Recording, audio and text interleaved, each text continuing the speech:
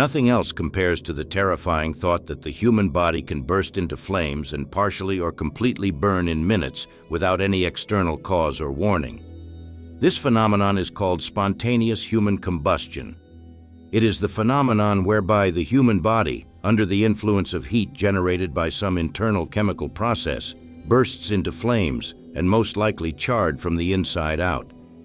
This happens without any external ignition or external influence. The scientific community is naturally dubious and distrustful of many reported spontaneous human combustions. They believe that these events have always had an external ignition source and that such spontaneous human combustion is highly improbable. Well, throughout history, numerous cases have been recorded that science and medical experts have been unable to explain. Some of these may be more familiar to enthusiasts of the subject, and some may not. Of the many cases, here are 10 whose protagonists have become known as victims of internal spontaneous combustion. Polonus Vorstius.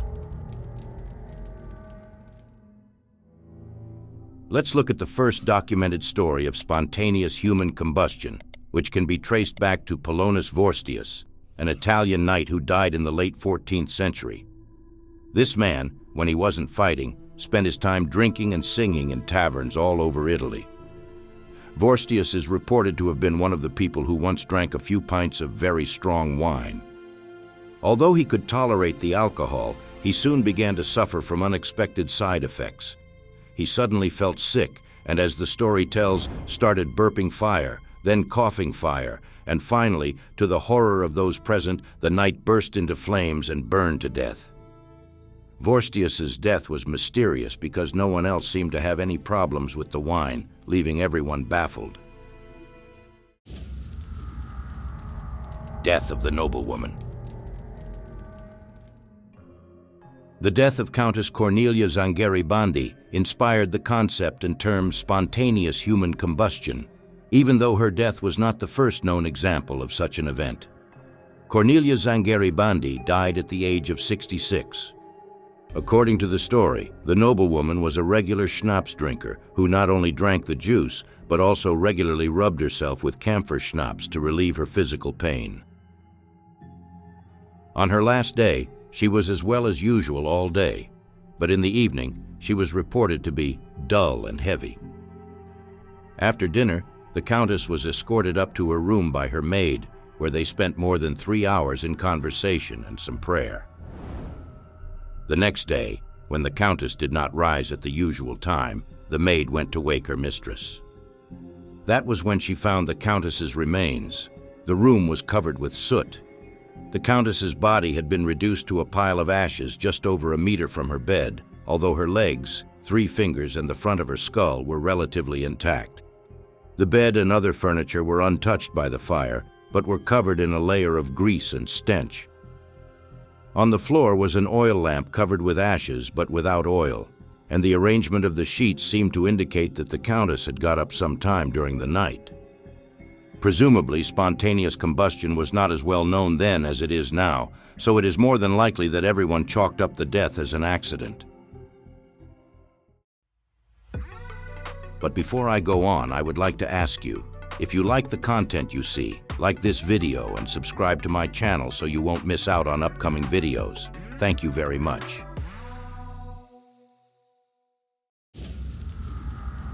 Margaret Hogan.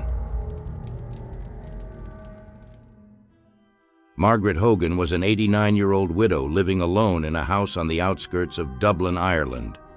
Her body, or more precisely her remains, were discovered on the 28th of March 1970, almost completely burnt. The first reporter on the scene was Conor Brady, who eventually became editor of the Irish Times in 1986, who recalls, "She had shriveled into a little pile of ashes." The room showed signs of extreme heat. The walls were covered in black, greasy smoke. The plastic flowers on the table in the middle of the room were completely melted. The television had almost turned into a blob, and the ashen remains of Margaret Hogan rested in an armchair 3.5 meters from the TV. Brady suspected that Margaret's death had been caused by spontaneous combustion, but when he tried to report it, his senior managers refused. Coroner Dr. P.J. Bofen said the woman's death was consistent with so-called spontaneous combustion.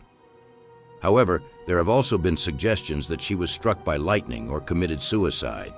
Either way, the cause of the fire was recorded as unknown following an inquest on the 3rd of April, 1970. Henry Thomas.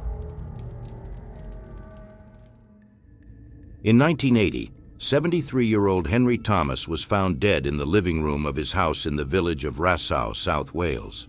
His remains suggested that he had been sitting comfortably in his armchair when, according to investigations, the upper part of his body somehow burst into flames and he burned to death. Experts believe it was an intense fire, although the man's skull remained intact, as did his legs. They were so unburnt that he still had his socks and trousers on intact. The ashes lay on the armchair and on a foam carpet, both burnt only where they came into contact with the ashes.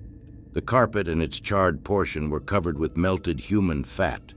The furniture and other fixtures were intact, except for the armchair on which the unfortunate victim had been sitting.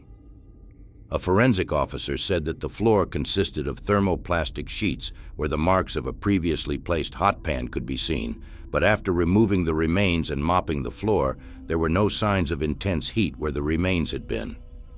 Forensic experts said that although there were indications of a fire in the fireplace, it did not appear to have spread. One skeptical theory is that the elderly man may have accidentally set his hair on fire while trying to light a fire in the fireplace, and then sat down in his chair unaware that his hair was on fire. Well, let's just say that the very idea is ridiculous. Jeannie Saffin. One spontaneous combustion case that stands out in particular is the death of Jeannie Saffin. Jeannie Saffin was born in Edmonton, London, with congenital abnormalities that resulted in intellectual disabilities that limited her to the abilities of a child. Her death occurred at the age of 61. On September 15, 1982, she was at home with her father, Jack Saffin, and brother-in-law, Don Carroll. Jeannie was sitting in the kitchen with her father when the man noticed that his daughter was on fire. Jack and Don turned on the tap in the kitchen and used it to put out the fire. The woman survived the incident, although she was seriously injured, so her father called the ambulance, who treated Jeannie on the way to hospital.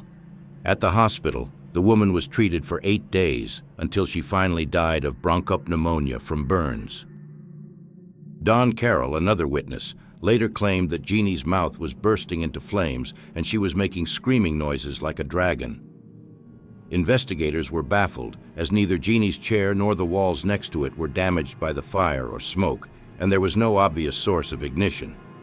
Lee Marsden of the Edmonton Police Station believed it was a case of spontaneous human combustion, but coroner Dr. John Burton disagreed and said, "It is out of question." George Mott. It is ironic when someone dies because of what they have spent their entire active career fighting against. George Mott was a 58-year-old retired firefighter who had lung problems and needed a breathing mask and oxygen to breathe. On March 26, 1986, his son Kendall visited him after his father failed to reply repeated phone calls.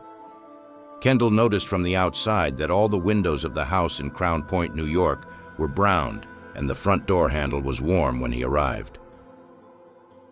Upon entering the house, he immediately got a whiff of a burning smell. Kendall found the remains of his father in his bedroom among the debris left over from his bed. In the ashes were a few fragments of bone and a piece of skull. The remains looked as if they had been burned in a crematorium. The searing heat had melted a television in the room, but most of the bedding remained intact. Only a few meters from the bed was a box of matches that had not been lit, and George's breathing mask was still leaking air.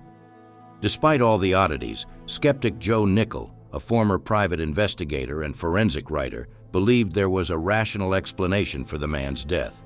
He said it was simply that George had a history of drinking and smoking, and that at the time of his death he was suffering from depression, which he tried to alleviate by having a cigarette.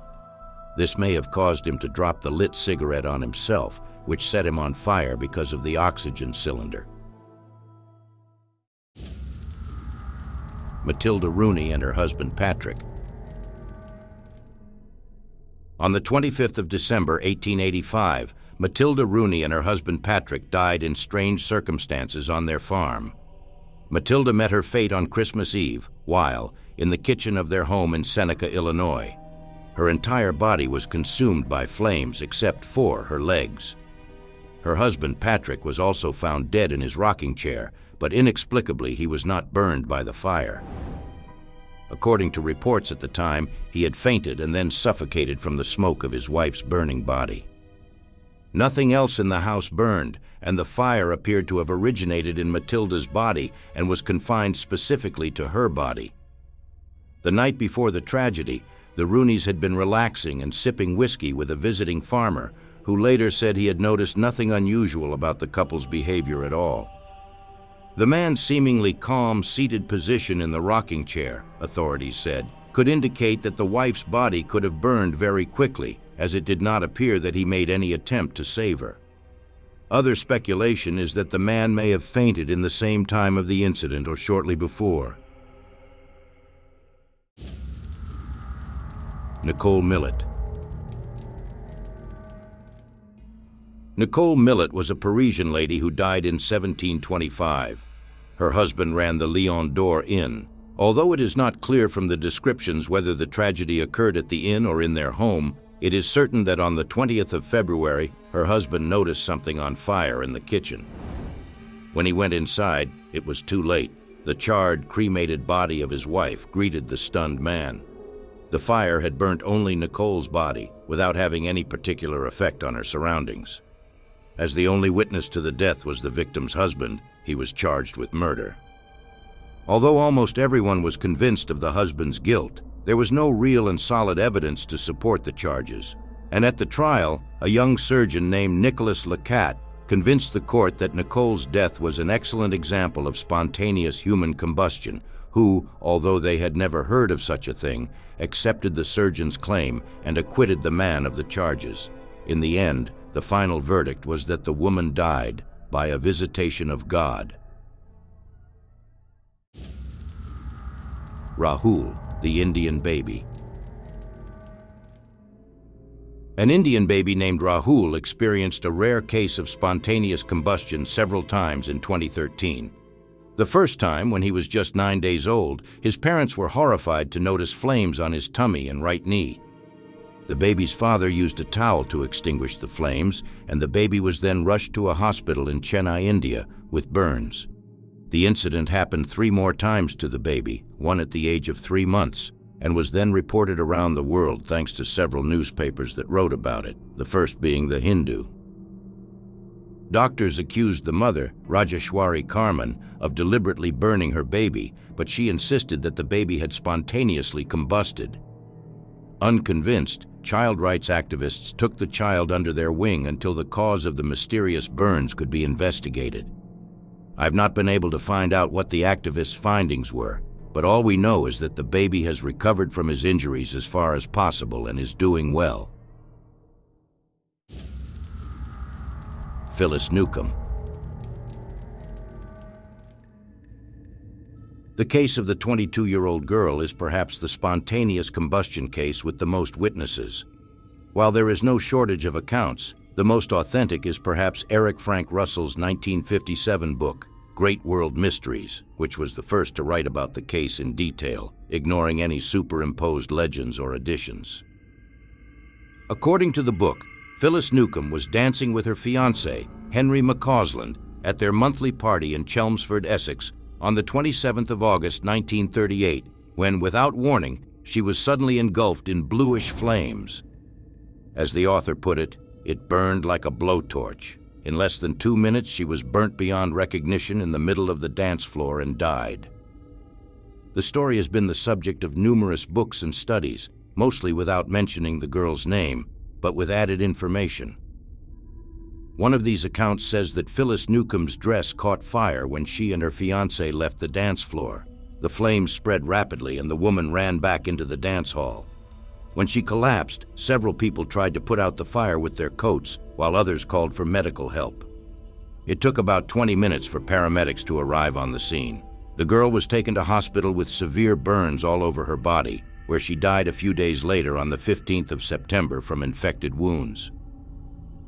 Whichever story is true, it is certain that the girl's fiancé suspected that the dress had been set alight by a cigarette butt, so coroner L.F. Beckles tested the material from which the girl's dress was made.